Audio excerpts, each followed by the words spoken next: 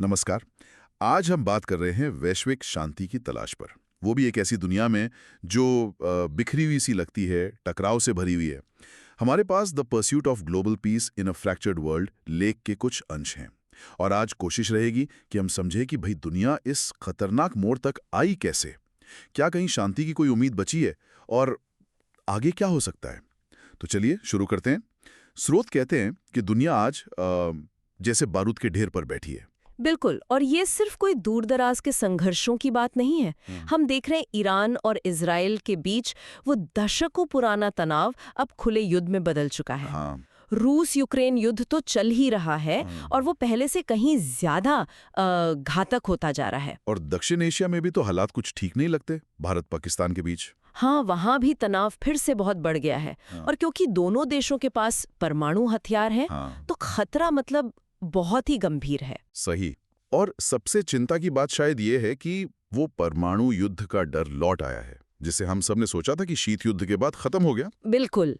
नेताओं की बातचीत में फिर से वो फर्स्ट स्ट्राइक यानी पहला हमला करने की बात हाँ। और रेड लाइंस वाली बातें सुनाई दे रही हैं। मतलब वो सीमाएं जिन्हें पार करने पर कुछ भी हो सकता है। और ये भाषा तो एक पूरी पीढ़ी के लिए बिल्कुल नई और डरावनी है ना?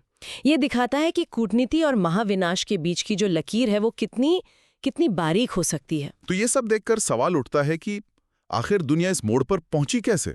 मतलब स्रोत क्या वजह बताते हैं इसके पीछे? देखिए, कई कई बड़ी वजह हैं।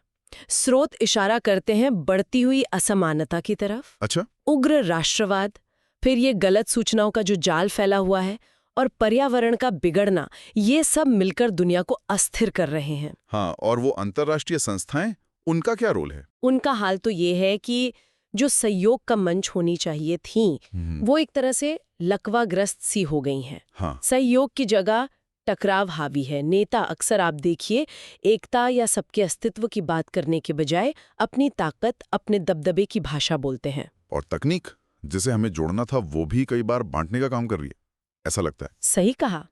सोशल मीडिया पर नफरत देखो कितनी तेजी से फैलती है, उम्मीद से कहीं ज्यादा तेजी से। हाँ। सीमाएं बंद हो रही हैं और सिर्फ मतलब फिजिकली नहीं, विचारों के स्तर पर भी एक तरह का ध्रुवीकरण बढ़ रहा है। और इन सब के ऊपर वो जलवायु परिवर्तन का खतरा मंडरा ही रहा है। हाँ, वो एक धीमी गति का संकट जरूर है, लेकिन उसका असर तो दिखने लगा है। वो पहले से ही संसाधनों के लिए संघर्ष, लोगों का विस्थापन, राजनीतिक अशांति, इन सबको हवा दे रहा है। मतलब जो तनाव पहले से है उन्हें और बढ़ा रहा है। बिल्कुल। तो इतनी निराशाजनक तस्वीर के बीच क्या कहीं शांति की कोई झलक भी है?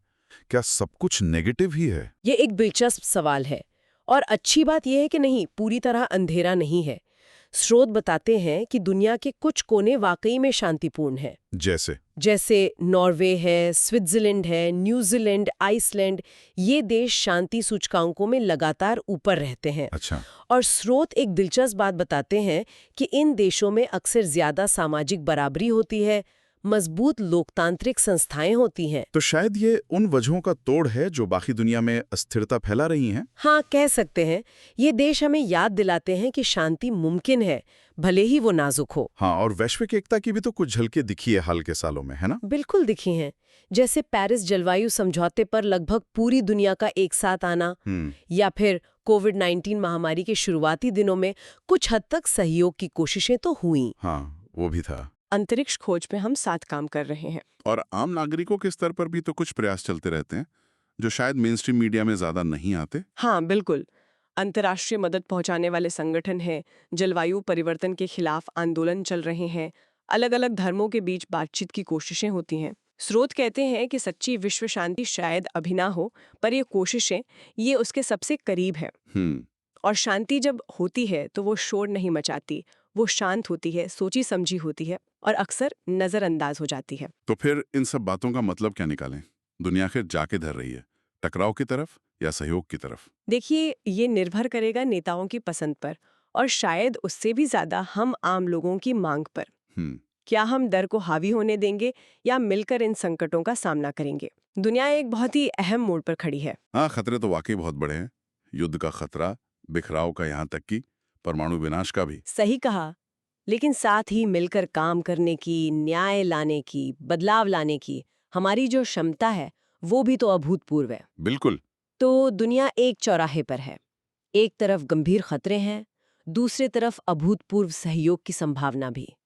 शांति भले ही अभी पूरी न हो, लेकिन वो मौजूद है और उसे हासिल किया जा सकता है। और यहीं पर एक जरूरी सवाल उठता है, जो स्रोत हमें सोचने पर मजबूर करते हैं। भविष्य इस बात पर निर्भर करेगा कि हम चुनते क्या हैं, डर या सहयोग। स्रोत हमें याद दिलाते हैं कि हमने इंसानियत का सबसे बुरा रूप देखा है। शायद अब वक्त आ गया है कि हम एक दूसरे से लड़ने की बजाय उस सर्वश्रेष्ठ के लिए लड़ें जो हम बन सकते हैं। ये एक सोचने वाली बात है। हाँ, ये एक विचार है जिस पर शायद हम सबको सोचना चाहिए।